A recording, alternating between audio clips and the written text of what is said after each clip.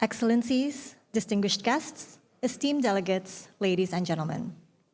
Welcome to the Middle Powers Conference, the flagship program of Foreign Policy Community of Indonesia's Middle Power Studies Network, or MPSN, dedicated to study the evolving roles of middle powers in the emerging world order. This year's theme is Alignments and Realignments in the Next World Order, Middle Power Strategic Choices. Today, we are honored to have delegates joining us here in person from so many parts of the world, coming in from South Africa, Germany, Mexico, Turkey, Brazil, Australia, Canada, Japan, Egypt, India, Poland, South Korea, and Pakistan. Also, a warm welcome to everyone joining us online. Please give us a round of applause.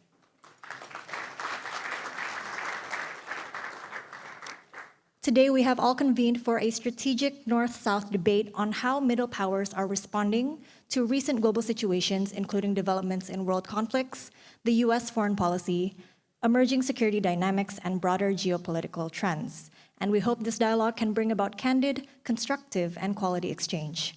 Before proceeding further, for those of you who don't already know, Foreign Policy Community of Indonesia, or FPCI, is the largest foreign policy grassroots organization in Indonesia, Southeast Asia, and the Indo-Pacific, with over 100,000 people in our network. Please enjoy the following video.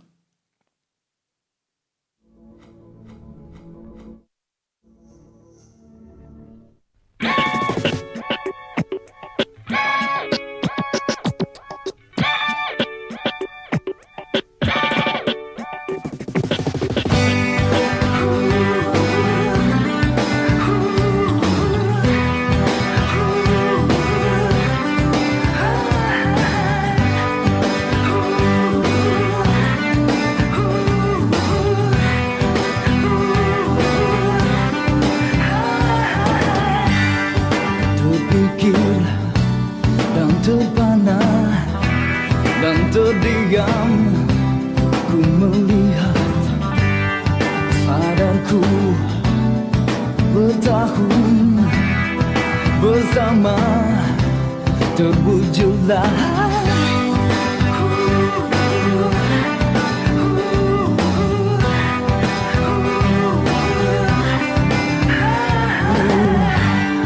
terbayang yang terindah, yang terhampar berlalulah sadarku semuanya perasaan rasa cinta kaulah yang diinginkan aku dari mimpiku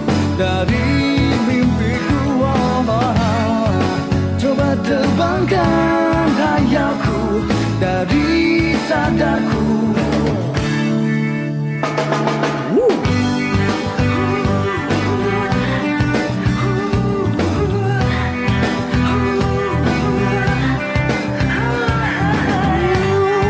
Terbayang yang terindah, yang terhampar berlalulah sadarku semuanya perasaan rasa cinta kaulah yang diinginkan aku dari mimpiku coba terbangkan hayalku dari sadarku.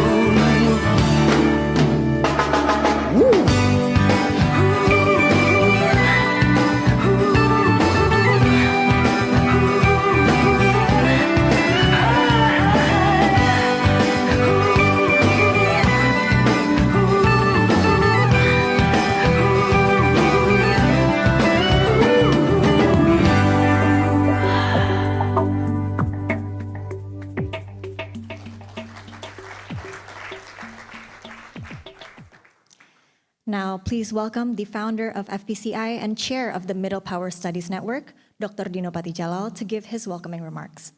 Pak Dino, the floor is yours.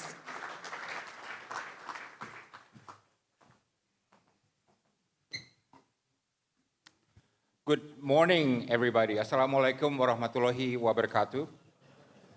I want to welcome on behalf of FPCI everyone who has join us this morning, and also all our foreign guests who took part in our Middle Powers strategic dialogue that took part yesterday and all day today. And all the ambassadors who are here, I see Sarzan and all the others, I see Pai Iwan and I see Dennis, everybody, thank you so much for being here. Uh, Prime Minister of Canada, Mark Carney, made a big hit uh, during his speech in Davos, where he mentioned about the middle powers. I think he mentioned middle powers about 8 times. Uh, and it has become fashionable now, somewhat in vogue, the term middle power. Uh, but for us at FPCI, he was describing a phenomenon that was well underway for several years before. We are seeing a trend in international relations where a group of countries of particular size, particular weight, and ambition, there's about 20 of them, uh, punching above weight. Some are punching above weight, and and playing a more significant role in shaping the course of international relations. And we are calling these powers the middle powers. Right? Again, what is the metrics? Metrics is size, population or geography, weight, diplomatic, economic, military, technology, and ambition. Right? Whether or not they have a particular strategic foreign policy or diplomatic ambition that makes them punch above weight. I think the analogy for middle powers in a group of countries, uh, somebody yesterday mentioned middle class. Yeah, if you have the upper class and so on, I don't want to call it lower class, but a group that has capacity and it's called middle class. Yeah. Or in boxing, it would be the middleweight division, right? So not heavyweight, not lightweight, but middleweight. You can be middleweight and think you are heavyweight, but in all practical purpose, you're still a, middleweight.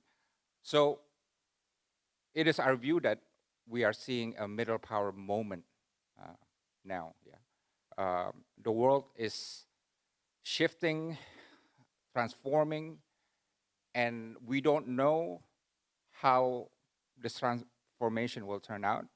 But what we know is that the group of middle powers from the north and the south, about 20 of them, will play a significant role in shaping the future of that next world order. And we're seeing that as an example in the present war that we're facing now. You see the US-Iran war. What is that? That is war between a superpower and a middle power. And the United States is not winning the war, right? And in fact, Iran, by many accounts, is seen to be having the upper hand. And in this war, there's fear that others would join in, another middle power, which is Saudi Arabia, right? And I'm glad that they're not joining that war. They've been quite restrained. But the mediator has been another middle power, which is Pakistan, right? So we're seeing how the dynamics of war and peace and the direction of the world order, we're seeing a lot of action and imprints by countries known as the middle powers.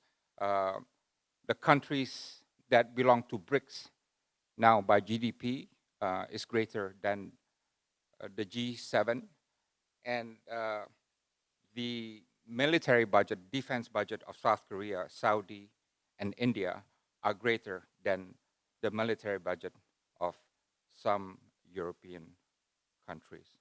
So with all this, uh, the assumption is that the middle powers, the 20 middle powers in the North and the global South, are going to play an important role in shaping the next world order. And in our discussions that we've had yesterday, I think one thing is clear, is that the role of middle powers are not preordained, right? There's still a lot of question marks. It's still a question whether or not they can come together. There's still a question whether or not they can resolve conflicts, or whether they can play leadership roles, whether they can fix the multilateral system, and so on and so on. But what is interesting, the most important development that we are watching at FPCI is that the middle powers of the North and the South are developing closer relations, right? And we're seeing a lot of bilateral linkages being enhanced. Indonesia, Australia is one example. Indonesia, France, Indonesia, India, Indonesia, South Korea, Indonesia, Turkey. These are some of examples from Indonesia alone on how in the last 15 months or 2 years, Indonesia's relationship with fellow middle powers have enhanced. And we're seeing this across the board among middle powers of the global South and middle powers of the global North. But where this is taking us remains to be seen. And FPCI's call for the Indonesian government is that, look, we are clearly a middle power now, yeah? And it is very important for us to develop a middle power strategy, right? Know what our ambition is, know what our assets are, know our position in the evolving world order, know which middle powers that we should engage closer with and develop a coalition building relationship.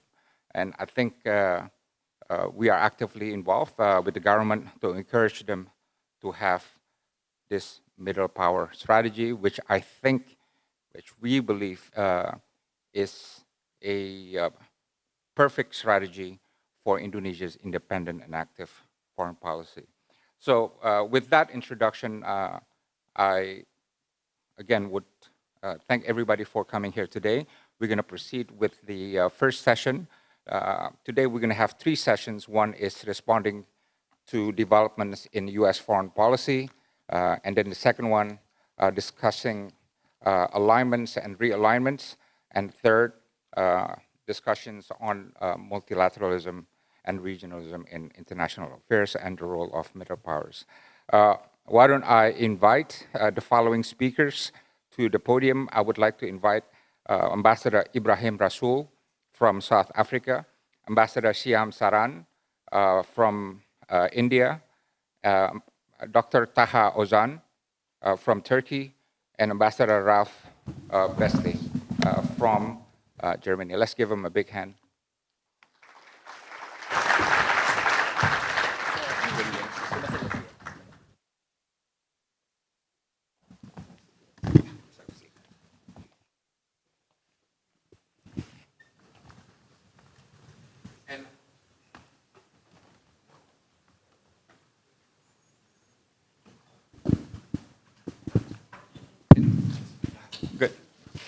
Good. I'm missing some ambassador. I see Ambassador Pradeep of India. If I'm missing some other ambassadors, please forgive me. It's great to have you here. Because he's looking like an Indonesian. He looks like Indonesian. A nice batik, by the way, Pradeep.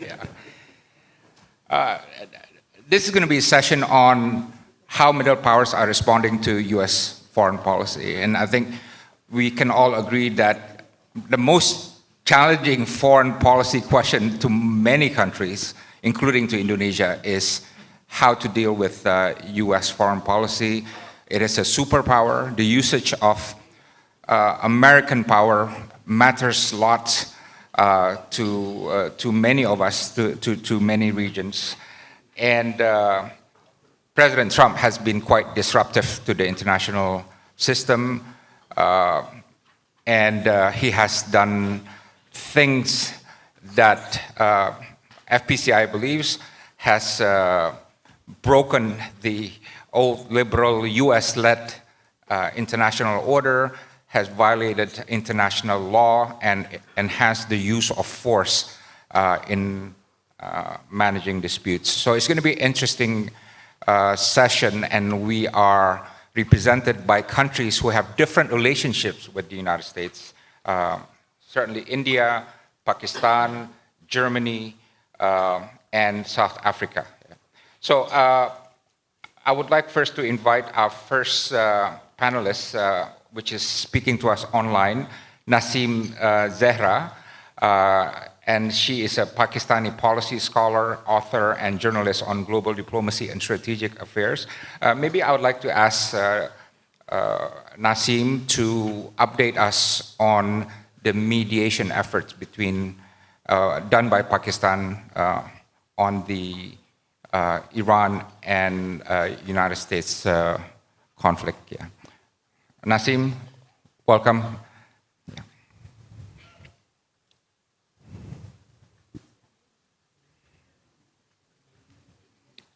Voice? You're muted. Can you? Yes. Okay. Good morning and assalamu alaikum to all the participants. It's a pity I couldn't be there to. Can you hear me? Yes, go ahead. Okay. So, just first of all, I would like to thank the FPCI for inviting me and asking me to speak on this Middle Path Strategic Network conference. Clearly, it couldn't have been at a more opportune moment. We are in the middle of a global crisis and the role of a middle power and middle powers in this. So let me just go straight before I'm sure we'll get a chance to speak about middle powers and the broader questions in Pakistan's role. But I think that everybody is keen to hear about what actually happened in Islamabad, and I'm sure there's a lot that is already out in the media. But just let me quickly go over some of the few important points I think that we need to highlight. So the talks in Islamabad convened between Islamabad the United States and Iran. Um, it- they obviously brought the world away from the brink of a major disaster, and as Ambassador was saying a short while ago, that the US president has become habitually disruptive and chaotic, and to put it mildly, and what he had said and what he had the threat that he had thrown out of annihilating a civilization and all the rest of it, and the impact that all of that had. I mean, it was a war between Iran was aggressed against by United States and Israel, but its impact obviously within I think 48 to 72 hours became global. And in that context, Pakistan from word go was 28th, when the 20th February, when the war began, the aggression began, Pakistan immediately began focusing on de-escalation. And let me just say here that Pakistan's role, of course, which transpired finally into trying to into actually affecting a ceasefire, which, according to one of the leading economists, Mr. Atif Mia, who's based in Princeton, been on many global studies, etc., been on the US President's Committee, he said, really bringing the world back from the brink of disaster. Suddenly, 2.9% jump in global markets across roughly, and it was $125 trillion in value, and it created about $3.6 trillion dollars in wealth, and highlighting Pakistan's unexpected impact on global economic outcomes. But more to the point, recognizing the fact that what a disruptive global power can actually, the kind of damage it can do. So Pakistan, as I said, what we saw on the 12th, 13th in Islamabad of April, it wasn't something that just happened. It actually began in 2025, when US and Israel were first planning to attack Iran. And even before that, I think India's attack on Pakistan and how Pakistan dealt with it militarily and diplomatically, and the impact that that had really raised Pakistan's level in terms of global diplomacy, and both diplomacy and in terms of the security context. And then just on the heels of it, you have the US Israel attack on Iran, and Pakistan from even 2025 onwards engaged at that point with the US president. And Pakistan, as we know, was trying to establish contact, and there was reciprocity from Washington. And Pakistan's terms of engagement were, I think, interesting. Pakistan stayed its ground, whether it was on Israeli genocide of the Palestinians, or whether it was Gaza, it was Donald Trump's peace plan, while engaging on diplomatic initiatives that were being taken. Pakistan didn't compromise; it didn't walk away from any of its historic positions, whether it was on a Palestinian issue, or whether it was supporting Iran and standing up for Iran's sovereignty and condemning the attacks. So I think the important thing here is that 2025 onwards, significantly, it's not that it started 2025 onwards, but I think because of that crisis, dual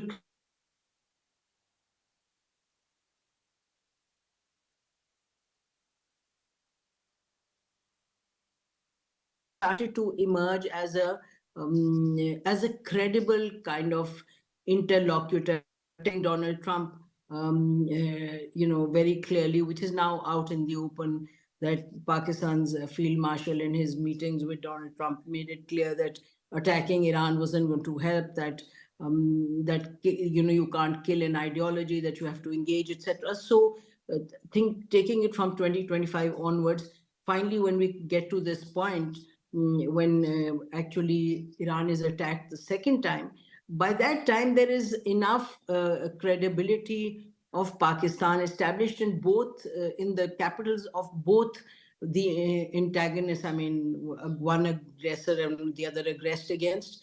And so Iran, if we would recall, Iran after 2025, made unprecedented moves towards Pakistan, publicly coming out with, slogans and official statements and all of that, and the visits to Pakistan, and United States also engaging, and Donald Trump himself engaging, and his administration, to a level where Pakistan was then being seen by both parties. And I think that's a critical factor. And that brings us to, the question of, what's a middle power, and what does a middle power have to establish its, its stature. And I think in this case, geopolitical location, your ability to convene, your ability to mediate, and the level of diplomacy, the level of coalition building. So is from run up 25 onwards. So finally we come to the war. We come to February 28th, and Pakistan continues in that spirit. I think what's important here is that obviously one of the strategic goals of the attack, especially Israel's, was that not just go for Iran, but go for antagonism and confrontation within the GCC countries, within the Muslim bloc located in West Asia. And I think on that score also, Pakistan really proactively, I'm sure if, it's documented the number of phone calls and visits that Pakistan made within the region at that point, to make sure that, the innermost concentric circle, if you were to look at this war, aggression, and then turning into war, the innermost was, of course, Iran and the United States, but outer concentric circle, you had the GCC countries, etc. GCC countries turning out to be versus Iran, and there Pakistan's role again was critical to make sure that the war, it doesn't turn into an active war amongst the GCC countries and Iran. And so Pakistan ends up convening what I think many of us are seeing now is the emergence of a Muslim regional quad, where you had the foreign ministers of Egypt, of Turkey, of Saudi Arabia uh, come to Islamabad, and these four countries, in addition to other countries, have very actively coordinated since since first 10 days after the war.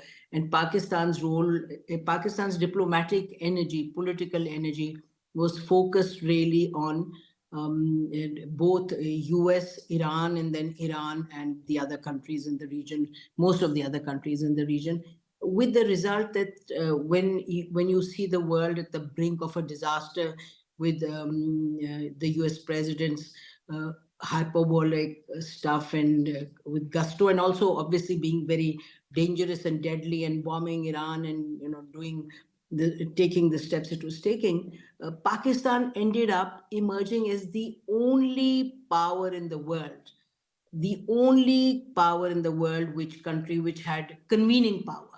I think the convening power of bringing these two antagonists at the table, and actually the highest level these two countries had been engaged with since 47, since the revolution took place. You did not have this level of interaction between the two countries. So, coming to Islamabad itself, yeah, the run up to Islamabad involved, the first, I guess, 12 to 10 to 14 days before this convening, there was active engagement. Pakistan's with Iran, Pakistan's with the United States, and I mean, I think there were calls daily being made to Washington, to Iran. And by this time, you also had China in the picture, and Pakistan's foreign minister's visit to China, and China's very active backing of Pakistan leading such a diplomatic initiative. So obviously, and here it's interesting to see that you have middle power playing a role, but major global power, the leader of global South, actually backing this initiative and proactively being engaged, and ending up in a kind of partnership role, where you have the 5 points that came up: sovereignty of every country, working by the UN Charter, de-escalation immediately. So while we speak about this, I think it's important what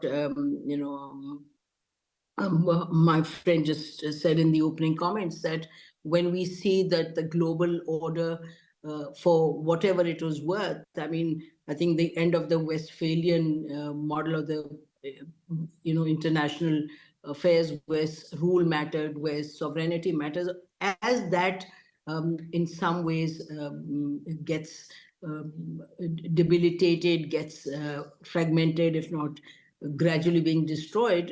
And if I was to put a very specific event, I think the genocide of the Palestinians in some ways made it clear to the world that that very little matter in terms of people's rights, sovereignty, self-determination. Whichever way you look at it, we are seeing the caving in of a system we thought was going to dictate interstate relations. But what is fascinating is that while Gaza continued to, while the genocide continued to happen, very minimal significant response came from anybody. And the irony of it is, I mean, while many countries played roles in terms of diplomatically, they led the initiative in terms of trying to counter, criticize, etc. And Pakistan was right up front there with Iran, etc. But and China and Turkey's role is very, a lot of the countries diplomatically played that role,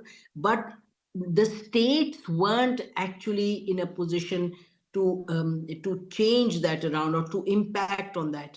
But what we see, so that was one tectonic shift that showed to the world that this world order wasn't getting us anywhere. And then you have, and ironically, of course, it was Donald Trump's peace plan that kind of brought some minimal semblance of, not minimal, I think, to be fair, If you it to wrap up just in 1 minute, yeah, yeah.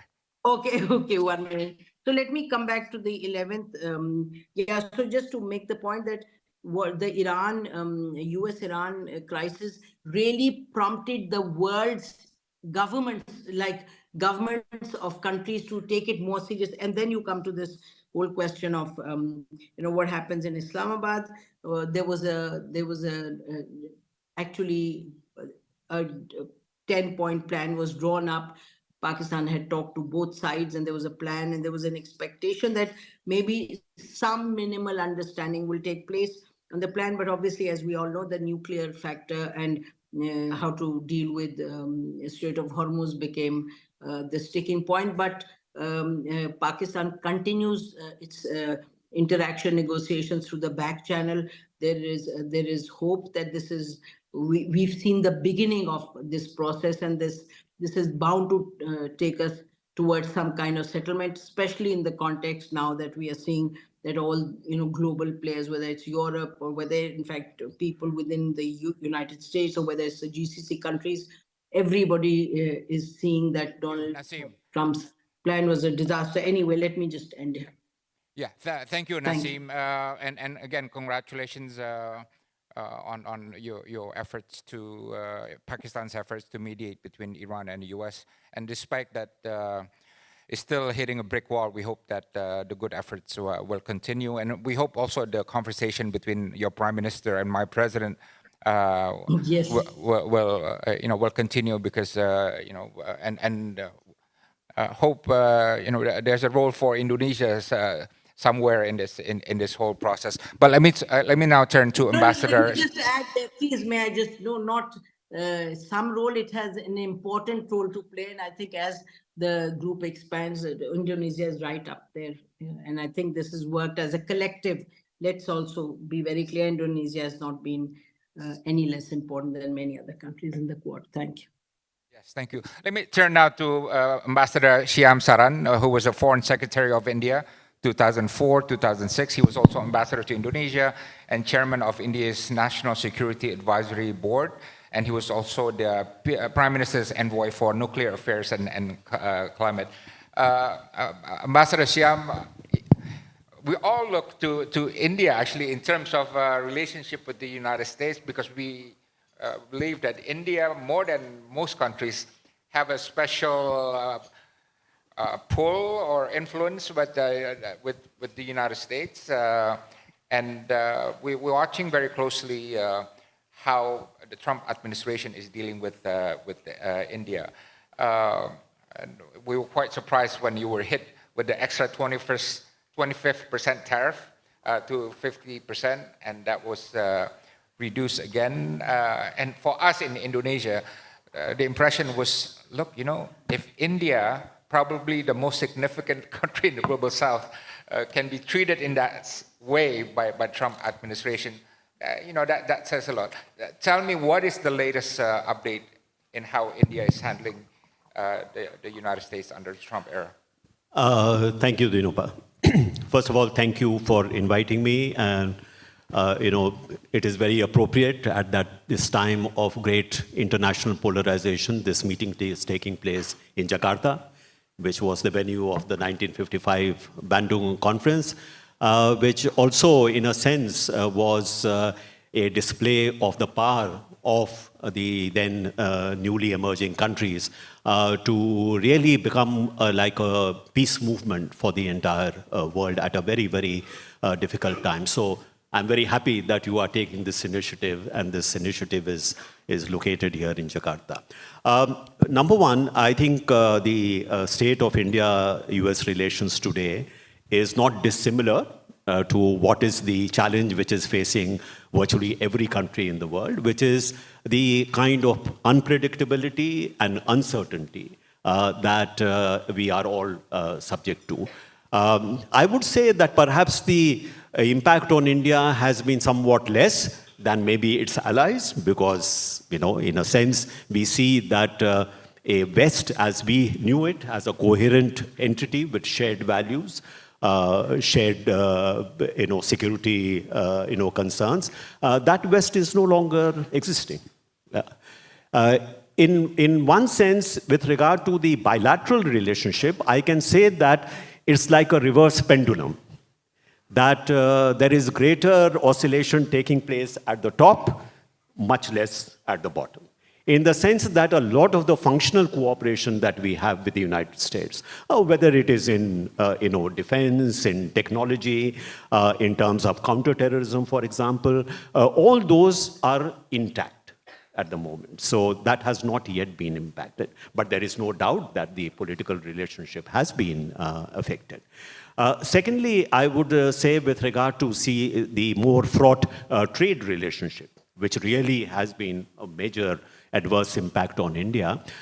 There also, from the period where we had to face 50% tariff, 25% being, in fact, penal tariff for buying oil from Russia, that has now come down to the 10%, which is now applicable to everyone because of the Supreme Court judgment. And this will continue for another 150 days from the time that it was. So at the moment, we are not quite certain what the shape of the trade agreement between India and the US will be when this period ends, and what kind of decisions the US government takes.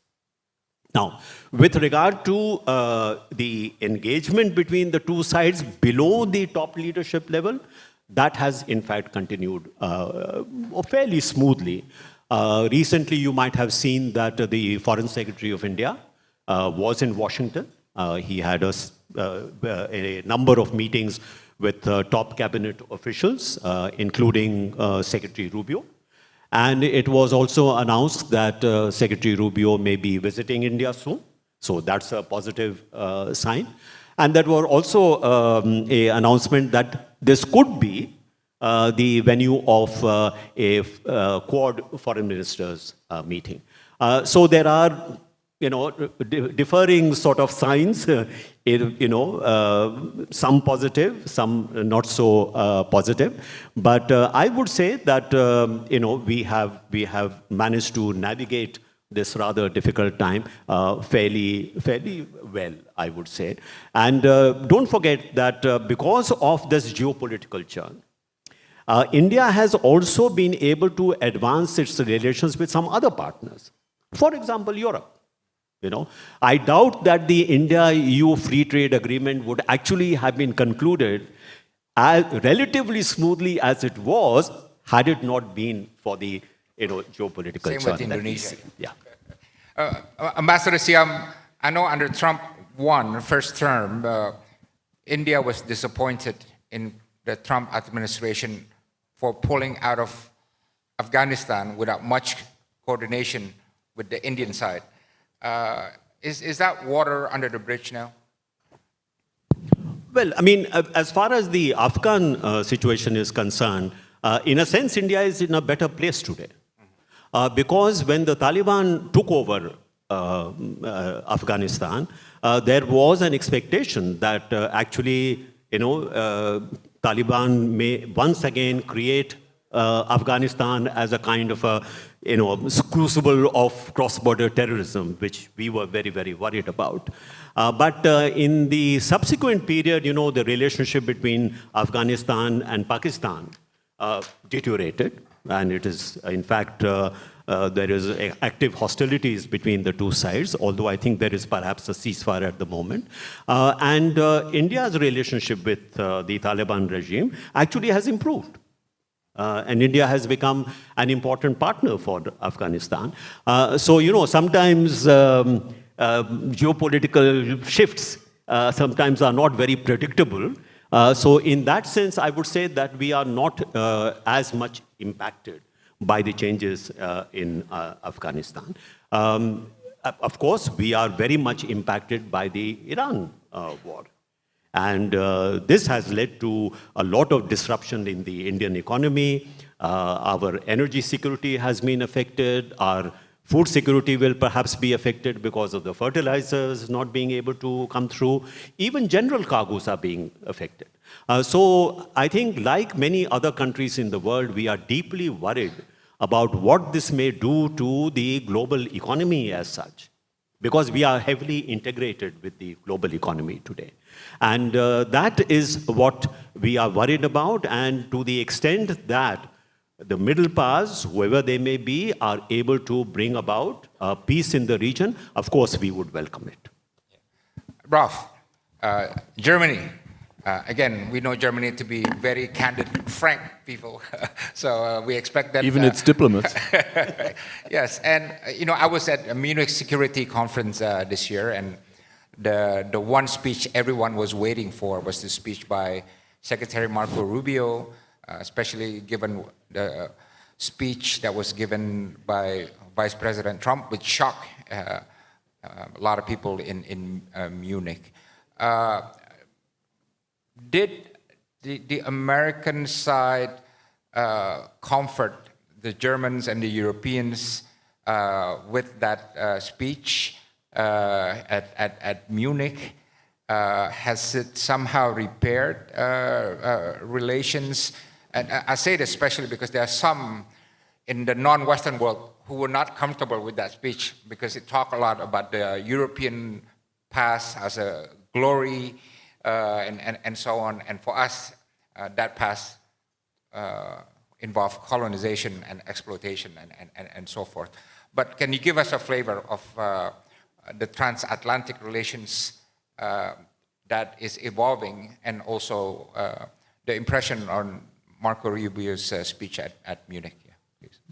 Well, thanks very much. I think very many people in Germany were a bit, well, they liked the speech of Rubio better than the speech by Vice President Vance the year before, because it was in a friendlier tone.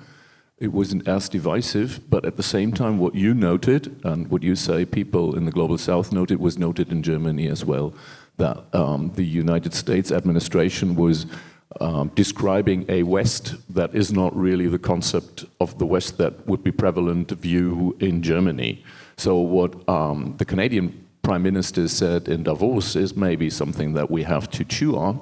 Say, like, is there such a West as a common project with a common understanding of what it is about, what its roots are, what its persuasions are, deeply rooted in European Enlightenment? Is that still the way we go about? And that's what we have to brace for as Germans. Maybe if I answer that issue on two levels. One is the bilateral. Germany and America go way back. There's tens of millions of Americans who have German roots. Even Donald Trump has German roots. That says, like, it doesn't mean that much in the end, but still the cultural and the people-to-people ties are incredibly strong between our two nations. But we also fought two wars against each other, and Germany lost. And yet America invested a lot in Germany's strength for 80 years. We have a bilateral relation to our mutual benefit, which is strong and is in our mutual interest. And we will go on reminding the United States public and its policymakers that it is actually a good deal, to speak in Trump ways, to be on extremely close ties with Germany as the center of gravity of European integration, which we've always been ever since the start, together with our partners. And the second part of that is, at the same time, while we remind our American partners that we want to maintain this partnership because it's in our mutual interest, we have to man the breaches that are being torn open. We have to step up. We have to invest more in security, into the basis of our prosperity, because we cannot rely on American help, unconditional help, friendly help as much as we did before. And we have to be prepared for moments when we are of different persuasions, and we have to do it alone. We don't do that in the way like a middle power as India or Indonesia would do, free and active, as you call it in Indonesia, because we are deeply integrated. We profit from that. So we have to act differently, but at the same time we know that as a middle power we have to look for more resilient networks that will carry us through times of storm if they break out with America. Ralph, we know that the Western world is the most coherent and impactful grouping in the world system, more so than any other, right? We talk about the Global South, but Global South is not coherent, yeah, and so on. Impact is also, to be measured. Within the Western world, the United States used to be the leader, but now it doesn't want to claim that leadership. it acts alone rather than leads others, right? So who are the leaders in the Western world now that United States has no longer claimed that mantle? So that no state, no country can replace the United States one by one. It's the superpower, it's the leader of that West. But Europe, the European Union can step up. And you see the power of European Union and its promise. You could see that in Hungary on Sunday, when the people voted with a 60% majority to have a candidate who was clearly pro-European integration after 16 years of a Eurosceptic course that was being supported by outside powers. So there is a strength in that, and any European country would be ill-advised, and any other Western country to try to replace the United States, that wouldn't be accepted, and it's not desirable, because the nature of the integration of middle and smaller, lightweight, heavyweight, middleweight countries inside the European Union is that we have to discuss and carry that through on our own if the United States choose to be more on the sidelines. As I said, we try to engage them. We don't give up hope, because we also think that the trajectory of the West is still in the United States' interest. Thank you. And by the way, we still hope for the United States leadership, but the right kind of leadership, not the wrong kind of leadership. Taha, Ozhan from Turkey, he was the chief advisor to the Prime Minister, and he's also chairman of Foreign Affairs Committee of the Grand National Assembly of Turkey. Taha, give us again your flavor of how Turkey is handling United States, because Turkey is Europe, Turkey is maybe part of the West, Turkey is Middle East, maybe even part of Global South. You're all over the place. Give us a sense of how you are handling the United States, because there's some degree of independence also, a part of you being part of NATO, in how you handle the United States under Trump. And also give us your thought on Turkey's position on the Board of Peace. In Indonesia, it's a huge issue.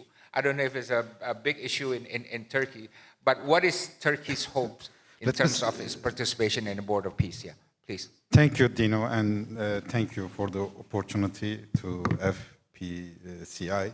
Let me start from the last question. It's definitely not an issue in Turkey. Not a big issue. Yes. The administration is kind of shy away. Yes, we went over there. Yes, we are part of it. But please do not ask any question, because we have no answer right now. And you know why we went over there, why we are part of it, and hopefully it's not going to work. The only issue is there will be a boots on the ground, then it's a serious issue. Turkey openly declared it, and in that part, there is an Indonesian angle. Turkey was quite happy, Ankara, to see Indonesia is being part of it. When I say being part of it, not the board itself, which is a very interesting board, but they were expecting, it's a Muslim majority, the biggest population, Muslim population in the world, being part of this kind of military thing, far away from the Middle East. It's a workable scenario. So that's the only positive thing regarding that board, Indonesia for Turkey. I mean, it's been said several times, but that's it. That's it. Come back to your question and the introductory remarks on US. I mean, there are different Americas. For Europe, it was an enjoyable thing from the beginning. But ask United States to Latin America or to anyone in the Middle East.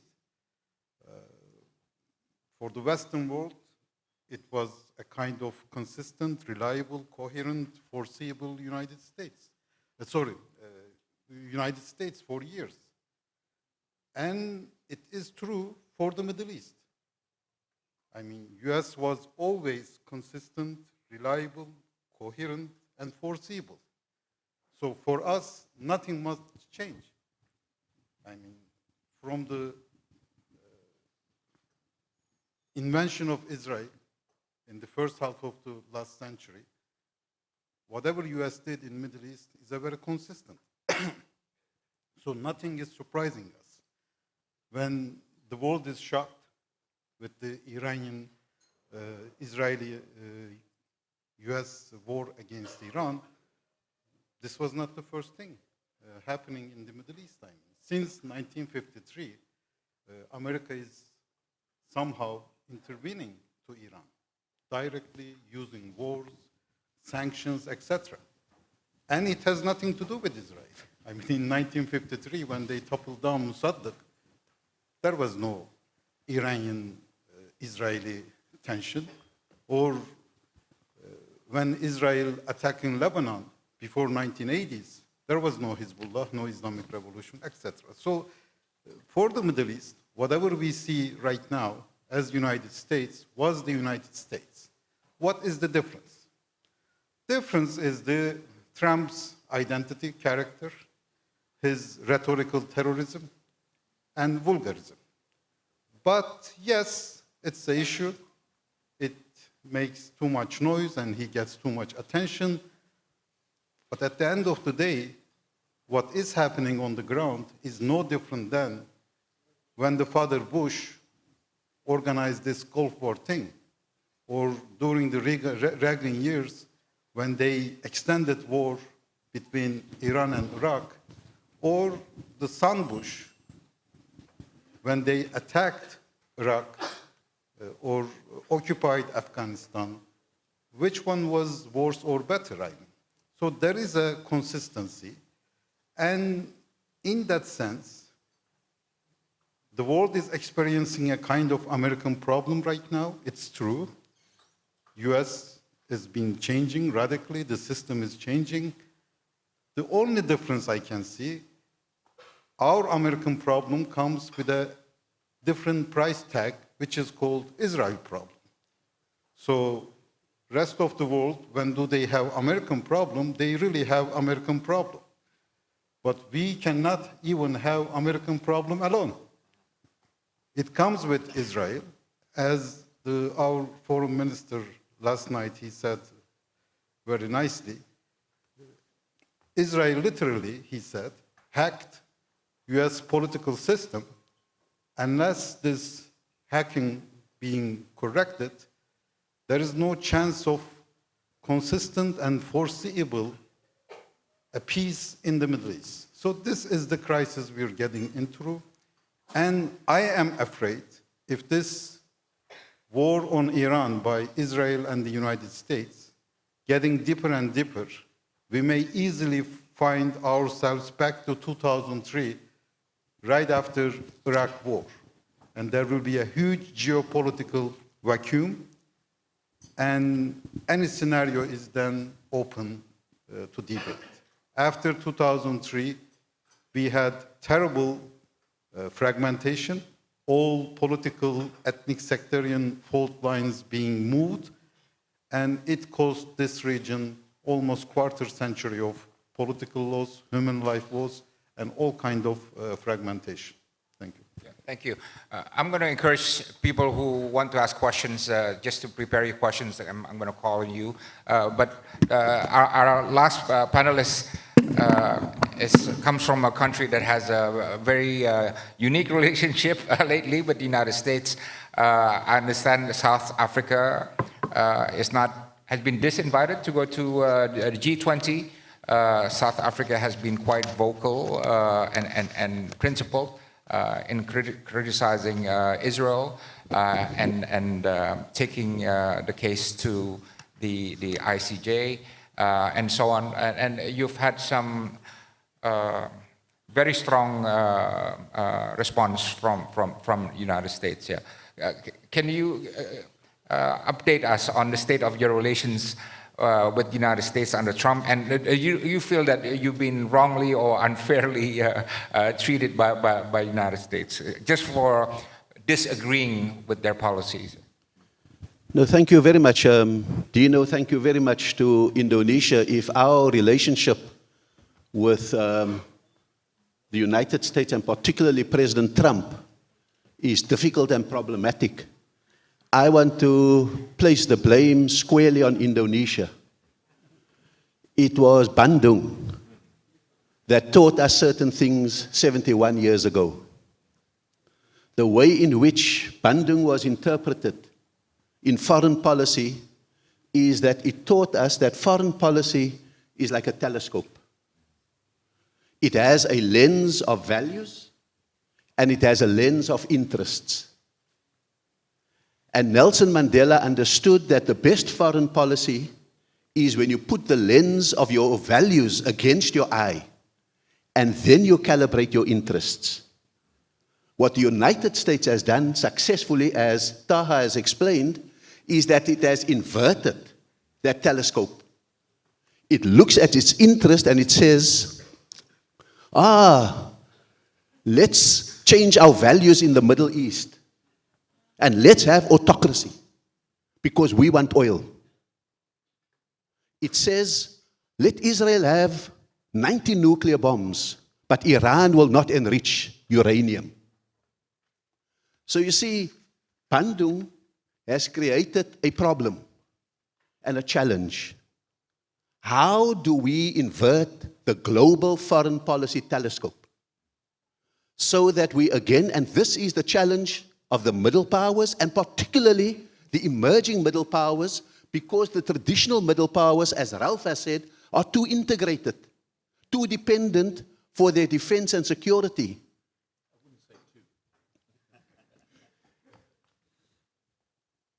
And so the point of the matter is, let us allow the spirit of Bandung to re-infuse foreign policy in the world. Secondly, your point about South Africa's difficult relationship with the United States is true. I want to say that there is a wonderful symmetry between Trump's major accusation against South Africa. South Africa went to the International Court of Justice and charged Israel with genocide and charged Israel with the illegal occupation of Palestinian lands. That makes a two-state solution impossible. Because you can't unscramble a scrambled egg. So what does Trump do? He creates a wonderful symmetry by saying, if you charge Israel with genocide, I charge you with genocide against whites in South Africa. If you charge Israel with occupation of Palestinian lands, I charge you with the confiscation of white lands in South Africa. And on that, an entire punitive foreign policy emerges. Our Minister of Finance is at the spring meetings of the World Bank, IMF. He has been told, don't even think of coming to the Finance G20. You are disinvited, even though you were the hosts. Last year, we boycotted it. All our development aid, whether directly from the United States or via United Nations agencies, have been cut. Today, Africa, because of the cuts in HIV funding, is facing a reinfection of 1 million HIV people and 137,000 AIDS deaths in Africa, let alone malaria and other communicable and non-communicable diseases. We are waiting whether South Africa will be included in the extension of the African Growth and Opportunities Act. And we have also had the 30% tariffs imposed on us, except for our critical minerals. So they've cherry-picked what they want and what we can send for free and what they don't want. And so workers are being laid off at automotive factories where we supplied the 3 Series BMWs for the United States. But of course, as someone joked, we cried because we had no shoes until we saw the man who had no feet. And so Iran is worse than us. Palestine is worse than us. And so we can go on and say, We thank our lucky stars that we only have those measures against us. That has made South Africa, and this is my third and final point, that has made South Africa consider very seriously what its foreign policy posture is in relation to the United States. We have, by and large, discerned 5 scenarios in our relationship with the United States. And I commend this to anyone who's interested, to work out where you are, where is your country on those 5 scenarios, and where should your country be. At the apex is the preferred scenario of mutuality. You're a superpower, you have certain things that we need. We're a middle power, we have certain things that you need. Let us deal with each other as adults, even though our weight may differ, a superpower versus a middle power. Mutuality and reciprocity is the preferred scenario. What is Trump demanding of South Africa? He demands the scenario of surrender. Get out of the ICJ, withdraw your charges against Israel. Give whites their land back, and don't do anything that transforms South Africa's apartheid past. He's demanding a scenario of surrender. It makes some of our people in South Africa's blood boil, so they are suggesting we go to another scenario of retaliation. We don't have the wherewithal for retaliation. None of us, except maybe China in patches, has the wherewithal for retaliation. So that is not on the cards. But between surrender and mutuality is another scenario, and you've got to see where are you in this. It's the scenario of appeasement. That was the initial scenario with Hitler. A scenario of appeasement. Here, Mr. Trump, here's a jet. Come and build the Trump Tower here. I'll invest so much in your economy. A scenario of appeasement. The problem is that Trump does not respect weakness. You think you're smart, he thinks you're weak. But between the scenario of mutuality and the scenario of retaliation is a 5th scenario of contingency, taking out insurance policies. And this is why this kind of conversation is so absolutely critical, because we are in each other's contingency. It's a contingency that says, okay, 5 of our fruits can no longer go to the United States and export without tariffs. We go to China and we say, would you take these fruits? And China says, we'll take the fruit. We say, we've used to send you our critical minerals directly. Let us rather send it to China, and if the US wants it, buy it from China. The G20 was a wonderful contingency exercise for us, because it was at the G20 that the United Kingdom replenished the Global Health Fund, giving us breathing space again. It was culminating in the G20 that Germany and France gave South Africa concessional loans to compensate for the fact that we were sacrificing fossil fuels. When we sit on a mountain of coal, we were sacrificing fossil fuels for renewable energy. And we were now caught between 2 realities, that our coal stations were closed and the US was defunding our renewable stations. So we needed a contingency. And we need a contingency also to guard against security threats to South Africa, and that is why you've got to look after your neighborhood as a contingency for your security. And so those are the 5 scenarios. And that, for me, is the clarifying scenarios, because it does allow us to look at various countries' relationships with the United States and see where does it fit in those 5 scenarios. Is your president closer to appeasement or surrender?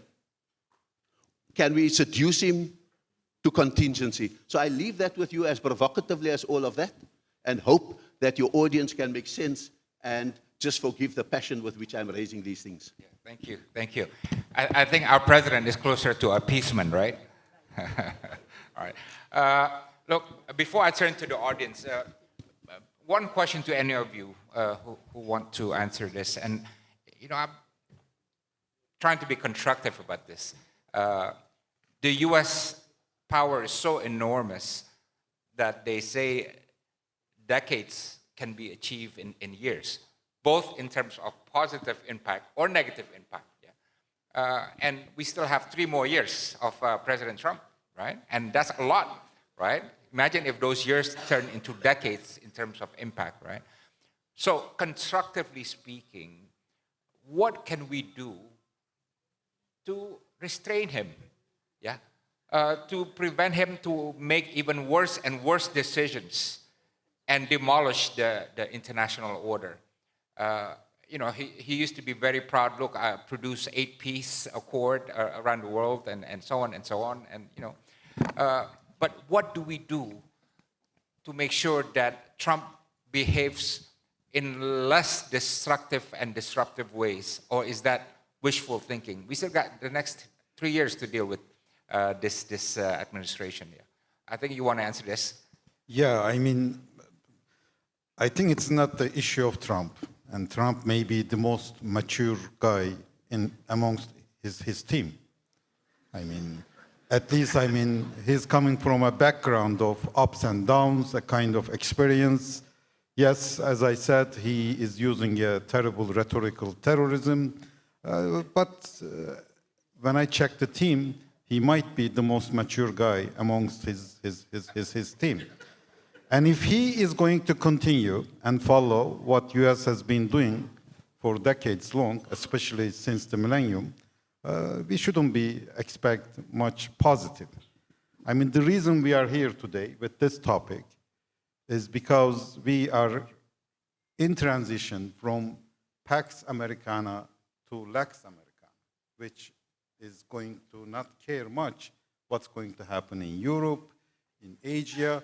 Confrontational tendency will continue.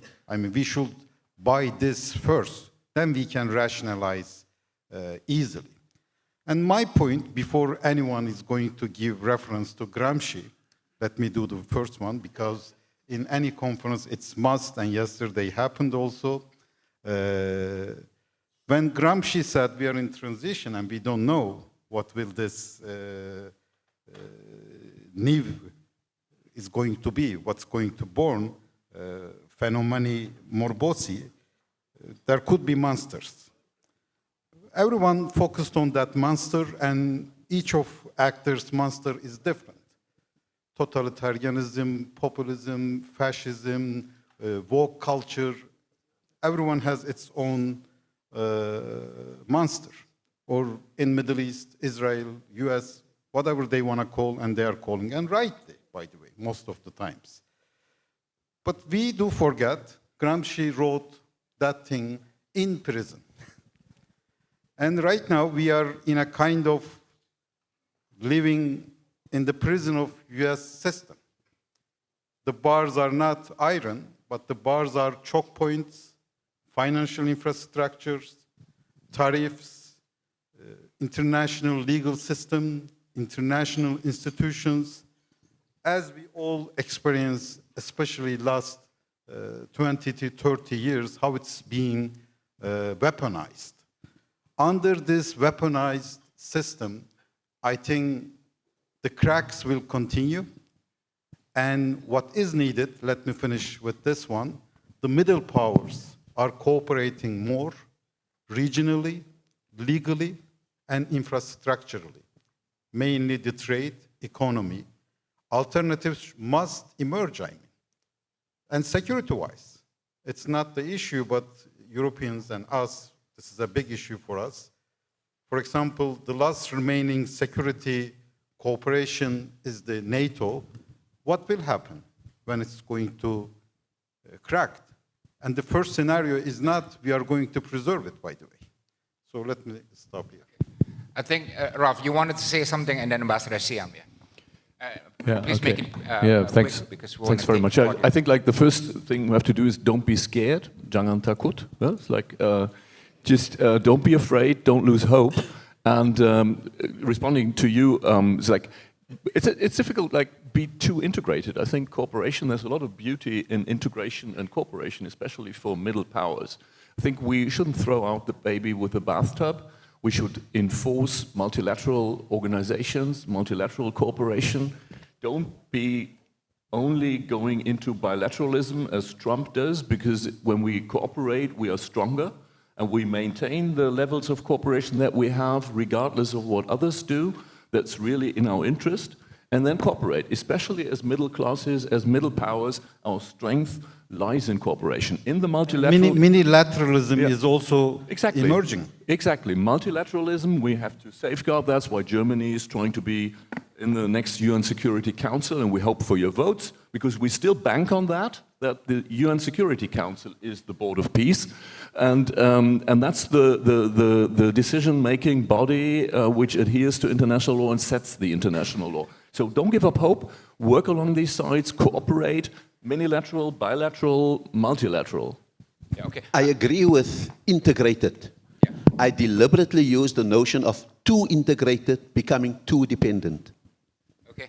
Ambassador Siam? Yeah, just wanted to make the point that what the Iran war has demonstrated is actually the limits of power. So I think we should not over sort of exaggerate the power that the US has. It is able to inflict considerable damage, but I think the Iran war shows that there are very real limits to power. Secondly, this also demonstrates that there is a very real diffusion of power that has taken place across the world, and that diffusion is still continuing, which is why we are meeting here. Which is why we are talking about middle powers, because middle powers is really a feature of multipolarity. But multipolarity is actually just a state of being. It is not an order.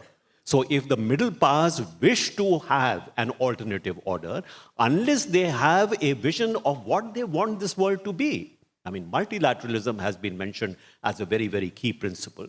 So I think what is really important is that fora like this should really now begin to think in terms of where this multipolarity is going to lead us in terms of an alternate order. Thank you. Okay. Yes, Sorry, Siam, did you want to say something? Please. Yes. Yes, I'd like to say something. I guess basically agreeing with what everybody said, it's critical to recognize that United States, I think its prestige is going to go down after this Iran-US war. It is very clear that it's not an omnipotent entity, and agreeing with the fact that when we're looking at the middle powers, I think that a common vision and a reinvigorating of international institutions and rule-based system is something that we have to strengthen, and that can be done through our coordination amongst the middle powers, and exactly the kind of convening that we are seeing as we speak amongst ourselves. Thank you. Let me get some hand up. Okay, Francisco, Pak Iwan, and then the lady with the purple scarf here. Yes, okay. So we got two male and two ladies, yeah. Francisco from Mexico. Thank you so much. My name is Francisco del Rio. I am from Mexico. No one has talked about elections in the United States this November. How would the result affect the relationships with Trump of each of your countries? Thank you. Okay. Sorry, okay. Did you get the questions? Yeah. Yeah, okay. All right. Ambassador Iwan, who was actually ambassador to Iran and Bangladesh, yeah, and a senior fellow at FPCI. Thank you, Dr. Dino. Pak Iwan, do you mind standing up so we can actually see people in the back here? Yeah. My name is Iwan from FPCI. I would like to follow up what Dr. Dino, with Dr. Dino question to you all. If U.S. foreign policy is becoming increasingly domestically driven and less predictable, are we witnessing a structural decline in U.S. global leadership, or is it just recalibrating? So it's up to the panelists to answer. Thank you. Okay, the lady over there at the end. Yeah.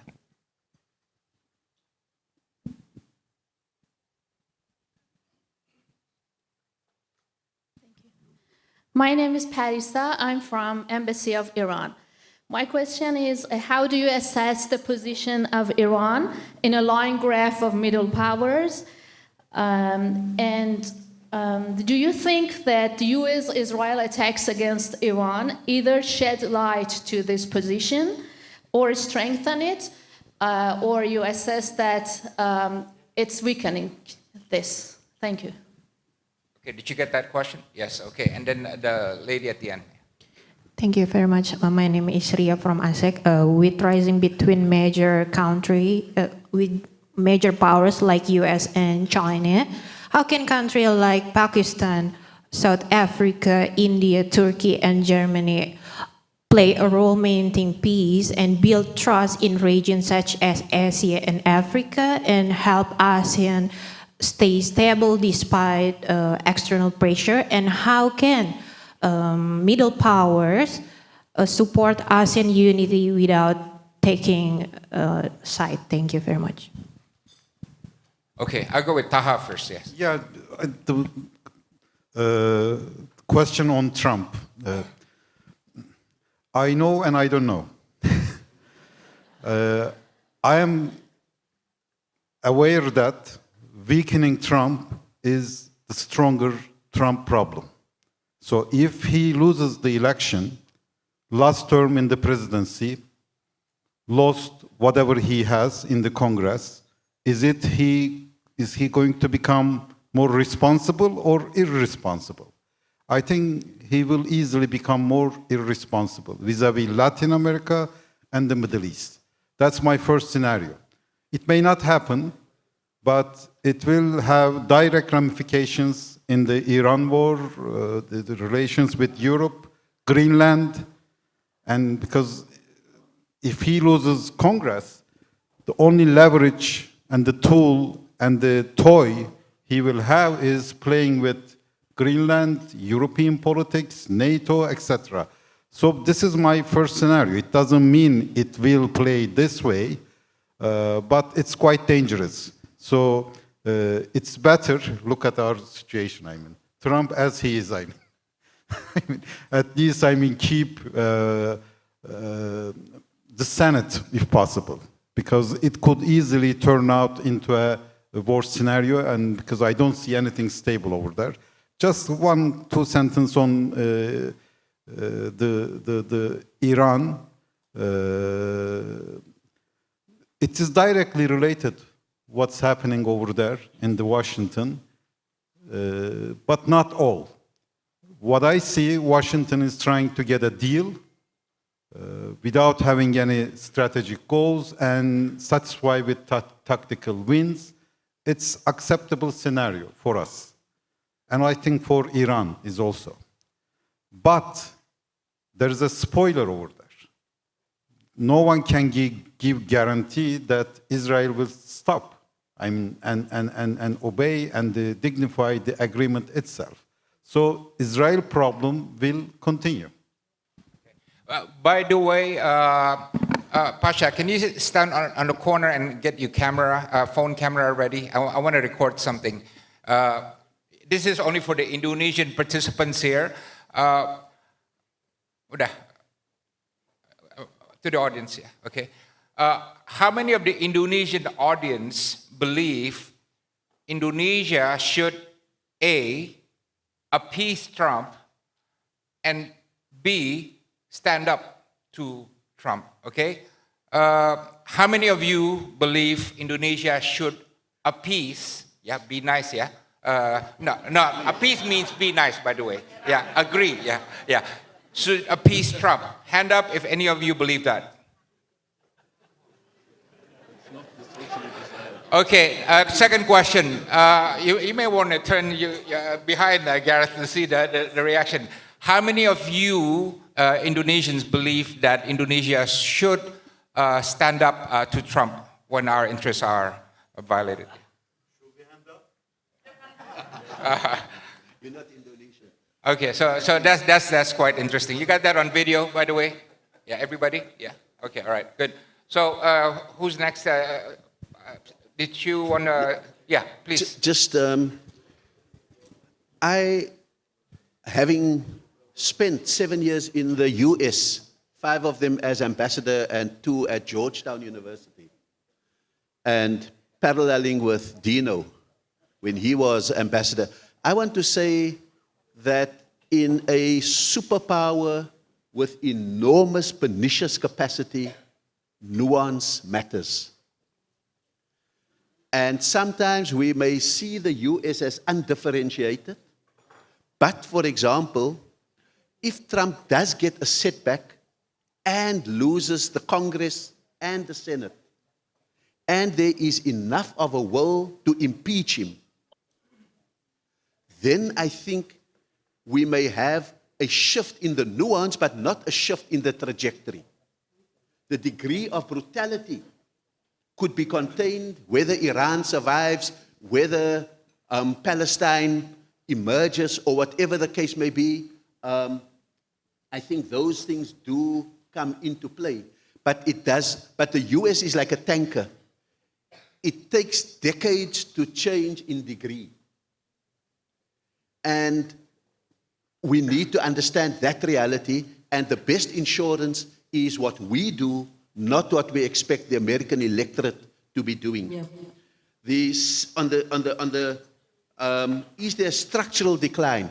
I agree with Taha that we are at the moment. I was quoting Professor Eikenberry, who said that superpowers and empires rise and fall. That's not the question. The question is, was it murder or was it suicide? And what Trump is doing is that he is the agent of suicide that strengthens the trajectory of structural change in the global order. The United States has been a superpower. It's on its way to being a country, a nation state with superpowers. So it can still inflict punishment. And so we need to understand how that structural change, and we need to be ready for it as we go forward. And so I think that therefore means, for the fourth question, how does South Africa, Turkey, Indonesia, India, and the other middle powers play their role? I think we've got to enter into self-conscious alliances, partnerships, and so forth. Sometimes the alliances will be principled, sometimes it will be strategic, and sometimes it will be tactical. But we need to find those kind of partnerships in order that when the decline continues in the US, that there's not a vacuum, that another pernicious power can fill. It has to be filled with ideas, with policy, and with a vision for the world.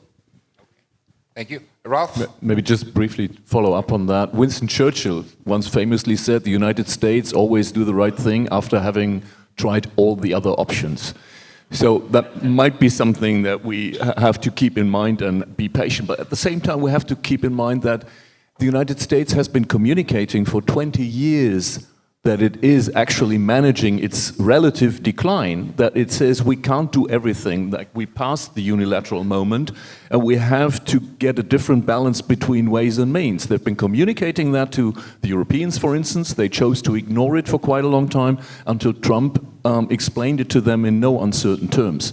So the United States are pretty open about that they can't do everything everywhere all at once, and they have to do it differently.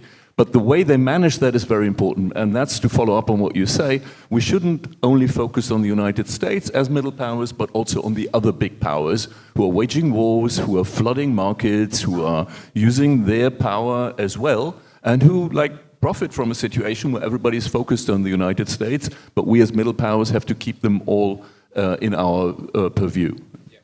Ralph, on that, are we heading to a world, and Ambassador Siam, feel free to answer this, where, Yeah, I want to say. yes, of course, Nizam, you will respond to this too, but are we heading to a world whereby there are just different rules for different actors, and people play by different rules, and it's okay for some of the actors to violate the rules at their own will and be exempted for it, and others go on and just as if life goes on. Is that the kind of world order that we are heading into? Yeah.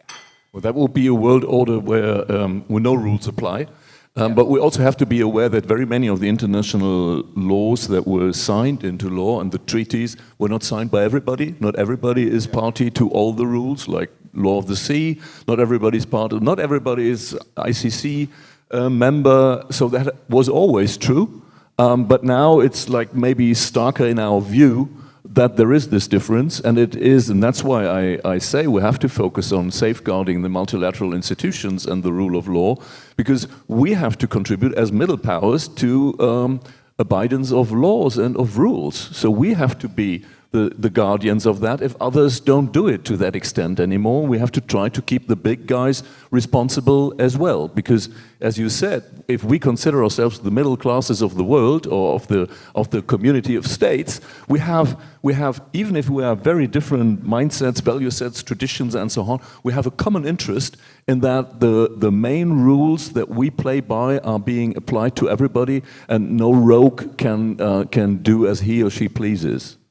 Nizam, please, by the way, Ralph, I'm thinking that vision is becoming more and more utopia. And I hate to say that, but it feels like becoming more and more utopia. Nizam, please, yeah. Yes, Naseem. Yes, Ambassador. Indeed, it is becoming increasingly like a utopia, and I would say we've been moving towards that direction for a while.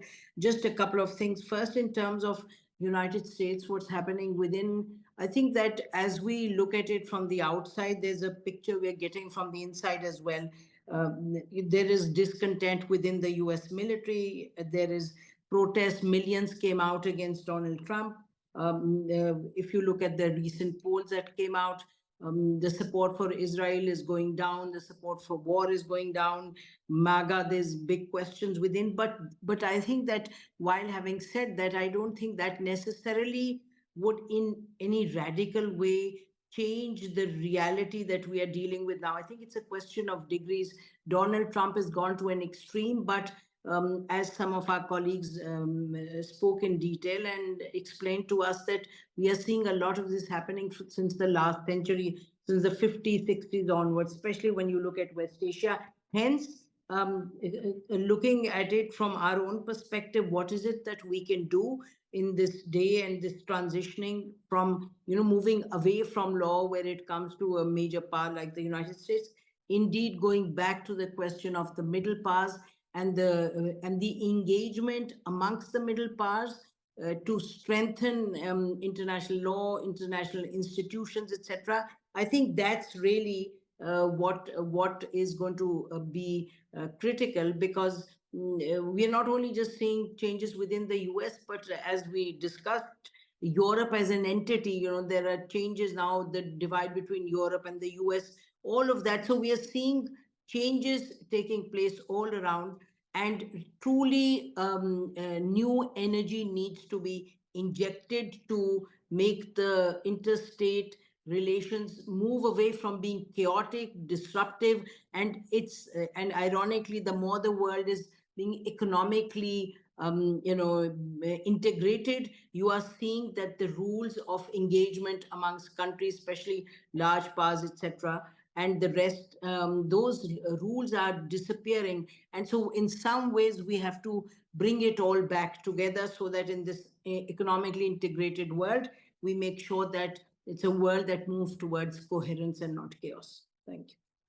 Well, thank you, everybody. I think I've been notified that we have to end this session.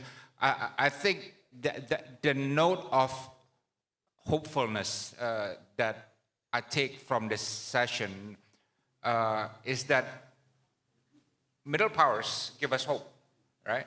We see middle powers who have different relationships with the United States, who have different problems on their own, who function differently and in their own regions, but they have the agency and capacity to make a difference. And more importantly, we are seeing middle powers, as I said earlier, of the North and the Global South, establishing more conversations, more cooperation, and hopefully more synergy in ways that would really bring us to a better world. So thank you, everybody, and we go on to the next session right away. Thank you, Dino, for moderating the first session, as well as all discussants and delegates for your input and exchanges. Ladies and gentlemen, before moving on to the second session, we will have a very quick 5-minute toilet break while we prepare the stage for the second session. Once again, we will have a quick 5-minute break.